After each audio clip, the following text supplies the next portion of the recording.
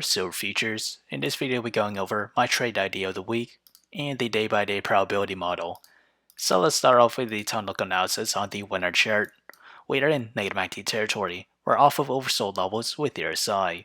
As we extend that to the 4-hour chart, we remain in NUGT and we remain at oversold levels with the RSI. As with the daily chart, we have dipped into NUGT and we're at oversold condition with the RSI. As with the trade idea, I'll be trading SLV, and my position size for it is less than 1% of my portfolio.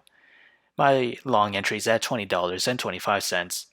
My sell target is at $20.65, and my stop loss is at $20.18. However, if I were to open a short position, my entry is at $20.89, and that is its range here. My sell target is at $20.33, and my stop loss is at $20.97. So whichever entry price were to hit first, that'll be my position of the week. So how did I develop these trade ideas? And I'll confirm the day-by-day probability model.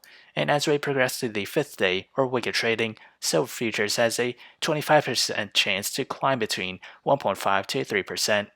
To the downside, it has a 75% chance to fall between 0 to negative 1.5%. So if you enjoyed this content, feel free to like, comment, subscribe, and thank you for watching.